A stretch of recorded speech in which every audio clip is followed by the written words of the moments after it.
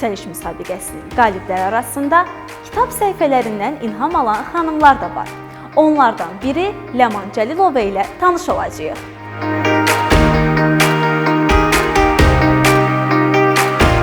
Salam Ləman xanım. Salam. Xoş gördük sizi. Xoş gününüz olsun. Sizlə kitabxanada görüşməyimiz təsadüfi deyil.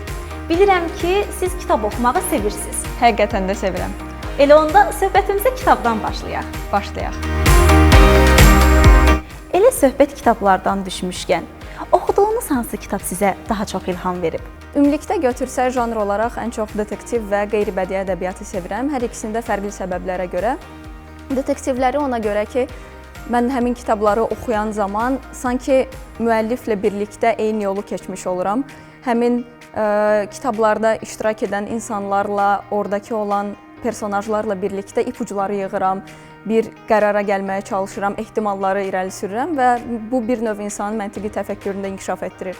Digər tərəfdən qeyri-bədii ədəbiyyatı götürsək, oradakı kitablar digərlərinin həyat təcrübələrinə əsaslandığı üçün əslində kifayət qədər maraqlı olur. Çünki insanların həm uğurlu, həm uğursuz təcrübələrindən öyrənmək insanı daha da hazırlıqlı edir həyata. Çünki biz özümüz hər şey sıfırdan tək öyrənəsi olsaq, həyat uzun və sonsuz bir eksperimentə dönəcək. Ləman xanım, siz magistratura təhsilini xaricdə almısınız.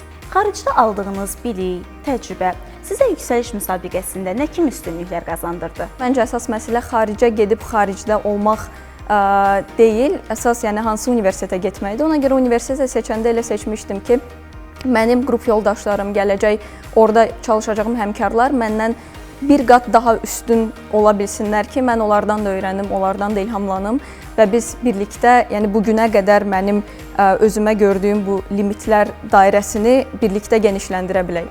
Ona görə düşünürəm ki, xaricdəki təhsilim mənə əsas iki şey öyrətdi. Təhsilim kifayət qədər çətin, amma maraqlı olduğu üçün birinci növbədə daha özümə inamlı oldum.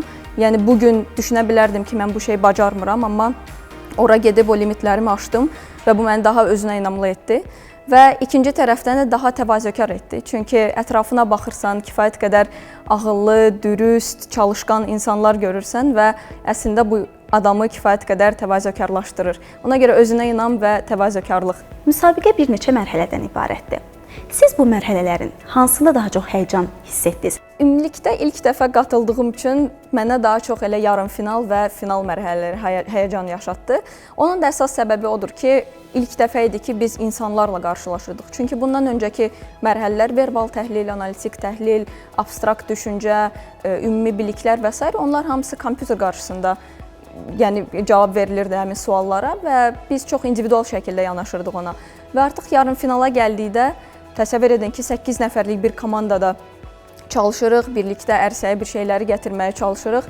2 gün ərzində 16 tapşırıq üzərində işləyirik və 16 tapşırığı bir-bir keçmək, həmin tapşırıqları bir-bir həll etmək əslində özü də bir sınaqdır. Və 2 gün boyunca demək olar ki, hər gün elə 8-9 saat keçirirdik. Bu uzun saatlar ərzində bir-birimizlə ünsiyyətdə olduq, birlikdə tapşırıqları həll etdik və maraqlı tərəfi də o idi ki, yəni həyəcanı yaşadan tərəf də o idi ki, biz kifayət qədər vaxt keçirirdi orada və təbii şəkildə olmalıydıq və əlbəttə ki, final yarımfinaldan qat-qat daha həyəcanlı idi. Çünki başa düşürsən ki, bu qədər bu boyda yolu qət etmisən və buradakı əsas məramın elə qalib gəlmək və prosesdən həzz almaqdır. Yüksəliş müsabiqəsinin qaliblərinə ənənəvi bir sualımız var. 20.000 manat inkişaf mükafatı var. Siz bu vəsaiti necə dəyərləndirəcəksiniz? Çox yaxşı sualdır. Əslində hələ də düşünürəm bunun üzərində və düşünürəm ki, bir qismini hansısa təlimlərə, əsas da xaricdə çox güman ki, təlimlərə xərcləyəcəm və digər qismini də səyahətə, çünki biri var formal təhsil və var qeyri-formal təhsil və mənim üçün səyahət qeyri-formal təhsilin ən əsas yollarından biridir. Çünki fərqli ölkələrə gedirsən, həmin ölkələrin tarixini, mədəniyyətini, musiqisi haqqında, ədəbiyyatı haqqında maraqlı faktlar, bilmədiyin məlumatları əldə edirsən. Ona görə bir qismini də mütləq şəkildə ki, səyahətə xərcləmək istəyərdim. Ləman xanım, kitab oxumağın ruhunuzun qidalandırdığını gördük. Bəs başqa hansı fəaliyyətləriniz var ki, həyəcan və stresi azaltmağa kömək eləyir? Əslində, uşaqlıqda deyərdim ki, bu hobbilər, maraqlar daha çox idi, çünki vaxtımız daha çox idi. Amma çox əfsuslar olsun ki, uşaqlıqda biz həmişə düşünürük ki, nə edirəm mən bunları, vaxtımı nəyə görə bunların hamısını sərf edirəm, gedərdim, evdə oturardım, istirahət edərdim və artıq bir qədər böyüyüb iş mühitinə gəldikdə düşünürsən ki, kaş uşaqlıqda bunlara daha çox vaxt sərf edərdim. Hazırda vaxt azdır, amma buna rəğmən çalışıram yenə də boş vaxtlarımı çox səmərəli şəkildə keçirim. Bunlardan biri də odur ki, pianoda ifa edirəm boş vaxtım olanda. Dostlarımla, ailə üzvlərimlə intellektual oyunlara qatılırıq birlikdə. Sualları cavablandırırıq və detektivləri də sevdiyim üçün bəzən kiçik belə detektiv tapşırıqlar üzərində də ailə şəklində işləyirik. O mənə çox zövq bəxş edir.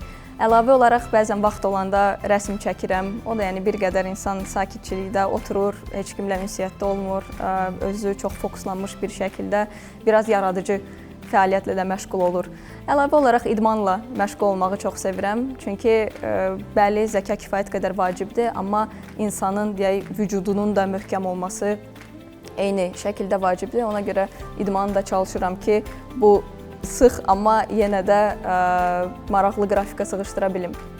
Bəs bizim üçün də kiçik bir ifa edə bilərsiniz? Təbii ki, məmnuniyyətlə.